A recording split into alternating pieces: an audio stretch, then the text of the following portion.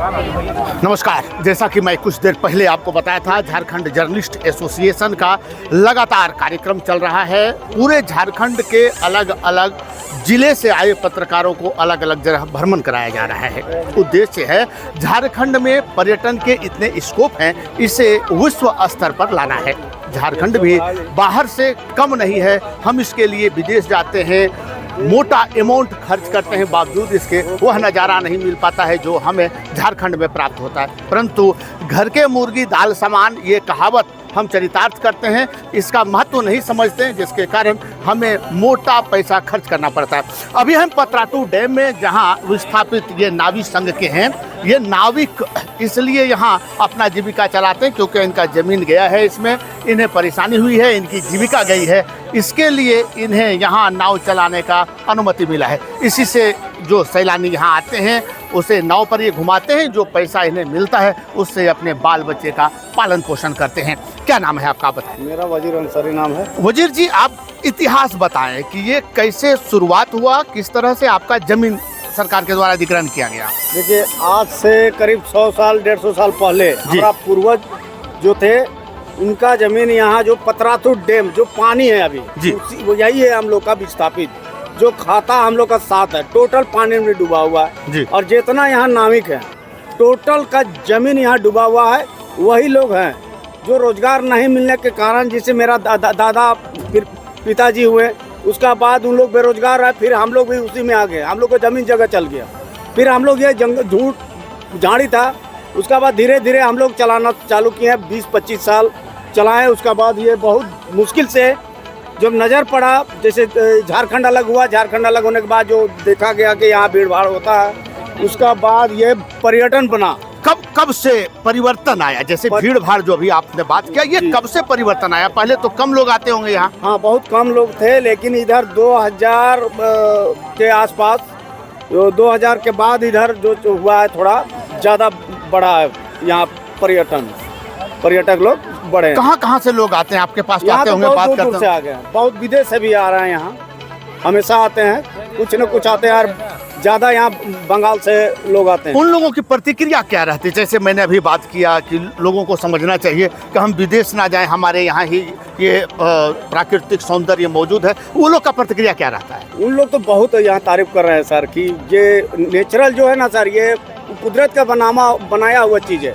जो चारों तरफ जो पहाड़ दिख रहा है, बीच में जो डैम है हम लोग का, ये इसको बहुत इन लोग तारीफ करके जा रहा है कि ऐसा जगह मतलब हम लोग का झारखंड में सबसे अच्छा जगह ये है। सुनहरा अवसर कब आया आपके लिए? जैसे आपने कहा कि पहले लोग थे नहीं, 2000 के बाद पर्यटक यहाँ आना प्रारंभ किए, तो ये जो स्वर्ण युग माना जाए आपके लिए, ये कब से आया?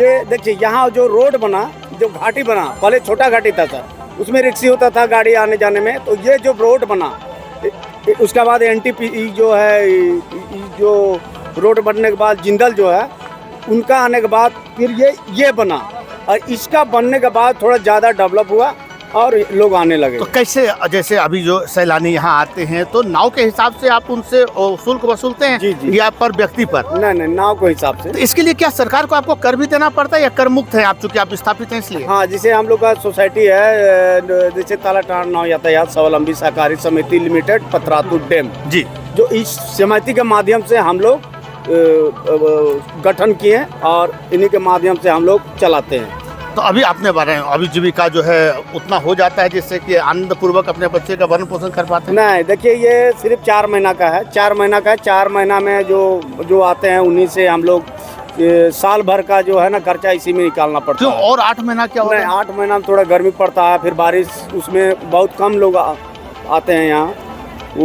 चलिए, बहुत बहुत धन्यवाद आपका। क्योंकि झारखंड जर्नलिस्ट एसोसिएशन का यह कार्यक्रम है और यहाँ पत्रकार अलग अलग जिले से यहाँ आई हैं, तो निशा रानी जी हमारे साथ हैं। हम इनसे जानने का प्रयास करेंगे कि झारखंड जर्नलिस्ट एसोसिएशन का यह प्रयास जो झारखंड सरकार को करना चाहिए। वैसे जो पर्यटन मंत्री हैं वो आए थे, हफीजुल हसन आए थे, और कार्यक्रम में आकर बताए कि झारखंड जर्नलिस्ट एसोसिएशन के पत्रकारों का जो यह प्रयास है, यह अनोखा है, यह उनके लिए आसान कर देंगे राह आगे चलने का। आप बताएं कि कैसा रहा यह कार्यक्रम, क्योंकि आप लोग यह कार्यक्रम किए, दिमाग में कैसे आया कि यह एक क्षेत्र है जो छूटा हुआ है और हम पॉजिटिव की ओर चलें? देखिए, कार्यक्रम बहुत अच्छा था एंड मुझे लगता है कि डेफिनेटली इसका आउटकम बहुत अच्छा मिलेगा। हम पत्रकार हैं, लिखेंगे तो लोगों को दिखेगा, क्योंकि आज लोगों को जो दिखता है उसी पे फोकस करते हैं। एंड झारखंड नो डाउट सिर्फ खनिज के लिए जाना जाता है, बट हमारे पास में बहुत सारे ऐसे प्लेसेस हैं जिसको हम टूरिस्ट प्लेस की तरह से डेवलप कर सकते हैं। जैसा अभी आप देख रहे हैं यहाँ पे, जब मुझे याद है 15-16 में जब मैं आई थी यहाँ पे, कुछ भी नहीं हुआ करता था इस तरफ को। आज कितने लोगों को रोजगार मिला हुआ है, साथ में आप ये देखो रेवेन्यू का कितना बड़ा सोर्स बन गया। अगर इस प्लेटफॉर्म को यूज़ करके, पत्रकारिता को यूज़ करके हम अपनी छोटी छोटी जगहों को लोगों की नज़र में लेके आएँ, गवर्नमेंट के ऊपर एक फोर्स आता है कि आप उस जगह को डेवलप करें। आपके पास में एक एक्स्ट्रा सोर्स ऑफ इनकम आती है, आपके पास में रोजगार डेवलप होता है, आपके पास में आपका स्पॉट डेवलप होता है, तो ओवरऑल उस एरिया का ग्रोथ होता है। और साथ में क्या होता है, हमारी जो प्राकृतिक चीज़ें हैं ना, उसकी संरचना हो जाती है, नहीं तो हम डिस्ट्रॉय करते जा रहे हैं जी। तो कहीं ना कहीं कल का जो हमारा कार्यक्रम हुआ और इस पैटर्न पे जो हमने काम करना शुरू किया, कल जब हमारे साथ में हाफिजुल हसन थे, मुझे लगता है डेफिनेटली उनका फोकस जाएगा कि जब जब हम लिखें उसके ऊपर फोकस करके उस एरिया की ग्रोथ हो। आप पत्रकार रही हैं, चूँकि 23 साल झारखंड का निर्माण हुए हो गया, फिर भी अभी तक कहाँ ये कमी रह गया जो होना चाहिए था? क्योंकि आप एक पत्रकार की दृष्टि से देख रही हैं, तो कहाँ कमी रह गया जो होना चाहिए था नहीं हुआ और भविष्य में इसे करने की ज़रूरत है? देखिए, मुझे ऐसा लगता है कि जब से सरकार बनी है, कभी भी टूरिज़्म डिपार्टमेंट को हमने उतनी सीरियसली नहीं देखा, या मैं और आप भी अगर मैं बात करें, हम उन चीज़ों में उलझे रह गए कि चाहे आप बात करते हो पॉलिटिक्स की, चाहे आप बात करते हो इंफ्रास्ट्रक्चर की, हमने अपने स्पॉट्स को, अपने डेस्टिनेशंस को या अपने उस खजाने की तरफ देखा ही नहीं, because we have taken it for granted. अरे ये हमारे पास ऐसे ही रहेगा जी। वही चीज़ देखने के लिए पैसा खर्च करके, लाखों रुपए खर्च करके जाते हो आप अमेरिका, लेकिन अपनी जगह की संरचना के लिए, उसकी ग्रोथ के लिए शायद अब समझ में आया है कि अगर हम ये करते हैं तो शायद झारखंड से ज़्यादा खूबसूरत जगह और इससे ह्यूज टूरिस्ट डेस्टिनेशन हमें नहीं मिल सकता है। अभी एक छोटी सी स्टोरी आपको बताती हूँ। जब मैं बाल्कन कंट्रीज़ के बारे में थोड़ा सा स्टडी कर रही थी, मैंने देखा बहुत छोटी छोटी कंट्रीज़ हैं जिनकी पॉपुलेशन शायद 10 लाख 20 लाख है, लेकिन उनके पास में 2 करोड़ 4 करोड़ 8 करोड़ टूरिस्ट आते हैं 6 महीने में। अब आप सोच के देखो कि वो टूरिस्ट अगर इस वॉल्यूम में आता है तो वहाँ का ओवरऑल जीडीपी ग्रोथ कितना बढ़िया होगा। तो हमारे पास में तो है जहाँ हम पूरे थ्रू आउट द ईयर अलग अलग डेस्टिनेशंस को कर सकते हैं, तो बेरोजगारी रहेगी कहाँ? क्यों सिर्फ खनिज, क्यों सिर्फ पॉलिटिक्स, क्यों सिर्फ इंफ्रास्ट्रक्चर? आपके पास चीज़ों का इंफ्रास्ट्रक्चर अपने आप डेवलप होगा, क्योंकि ये एक्सटर्नल मनी आएगा, आपका अपना रोटेशन नहीं है। आपके पास में विदेशों से लोग आएंगे, आपके पास में आपकी जगह डेवलप होगी। सिर्फ हमें भी कॉन्शियस रहने की ज़रूरत है, आपको मुझे लिखने की ज़रूरत है। हमारी धरोहर पहले हम खुद संभाल के रखें, हम गंदगी ना फैलाएं, हम अपनी चीज़ों को स्वच्छ रखें, हम खुद प्राउड फील करें ये मेरी जगह है। चलिए, बहुत बहुत धन्यवाद आपका। अब हम आपको थोड़ा सा दिखाना चाहेंगे ये नज़ारा जो हमारे पीछे है। यदि आप यहाँ आते हैं, चूँकि जैसा कि जो नाविक संघ थे इन्होंने बताया कि 4 माह, सिर्फ आप 4 माह यहाँ आते हैं जिसका आनंद लेते हैं, क्योंकि बरसात के दिनों में लोग इसका रिस्क नहीं लेना चाहते हैं। आप गर्मी के दिन में यदि यहाँ आते हैं तो गर्मी के समय में जो जल स्तर है वो बहुत कम होता है, जिससे आप नौका विहार नहीं कर सकते हैं। यहाँ आने का एक अलग और अद्भुत आनंद आपको मिलेगा। जैसे आप इसमें चलेंगे तो यहाँ जो नाविक संघ है, ये जो अपना जीविका चला रहे हैं, ये विस्थापित हैं, इनका यहाँ ज़मीन गया है, तो सरकार इन्हें रोजी रोटी के लिए यह सुविधा उपलब्ध कराई है कि ये सबसे एक मामूली रूप जो रेट तय किया जाता है, उस रेट पर ये काम करते हैं और अपने बाल बच्चे का भरण पोषण करते हैं। यहाँ देखें आप, जहाँ तक आपका नज़र जाएगा वहाँ तक जो है सैलानी यहाँ आते हैं।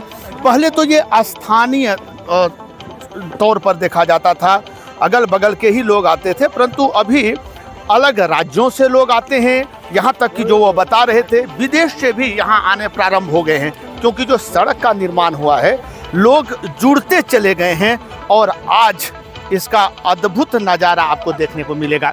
यहाँ विदेशों से जो पक्षी हैं, प्रवासी पक्षी आप देख रहे हैं, ये सभी यहाँ आते हैं। प्राकृतिक का जो सौंदर्य है वो झारखंड में अद्भुत है, ज़रूरत है इसे निखारने का। झारखंड जर्नलिस्ट एसोसिएशन की ओर से एक्सप्लोर झारखंड के नाम से जो यह कार्यक्रम प्रारंभ किया गया है, यह एक ऐसा क्षेत्र है जिसे मैं दिखाने का प्रयास किया था। ज़्यादातर लोग इसे जानते हैं, परंतु यदि आप नहीं जानते हैं तो यहाँ आए और हमारे जितने पत्रकार साथी हैं उन्होंने यह संकल्प लिया है, उन्होंने यह बात किया है कि उनके क्षेत्र में ऐसे ऐसे बहुत जगह हैं जो अभी तक सरकार के नज़र से या मीडिया कर्मियों के नज़र से बचा हुआ है। उसे हम लोग दिखाएंगे, लोगों के सामने लाएंगे, पब्लिक उसे देखेगी और फिर वहाँ से विकास होगा हमारे झारखंड का, वहाँ से नाम रोशन होगा हमारे झारखंड का। प्राकृतिक जो धरोहर है हम उसका उपयोग कर पाते हैं या नहीं, क्योंकि संसाधन वही है जिसका हम उपयोग कर पाते हैं। हमारे पास बहुत कुछ है, यदि हम उसे उपयोग नहीं कर सकते हैं तो वह संसाधन नहीं है। इसलिए झारखंड में जो खनिज संपदा के अलावा हमें प्रकृतिक ने यह सौंदर्य दिया है, ज़रूरत है इसे अपनाने का, ज़रूरत है इसे निखारने का, ज़रूरत है इसे संरक्षित करने का। दूसरे जगह भी चलेंगे और हम आपको दिखाएंगे क्या रहा है वहाँ से खास। अभी के लिए दे अनुमति, नमस्कार।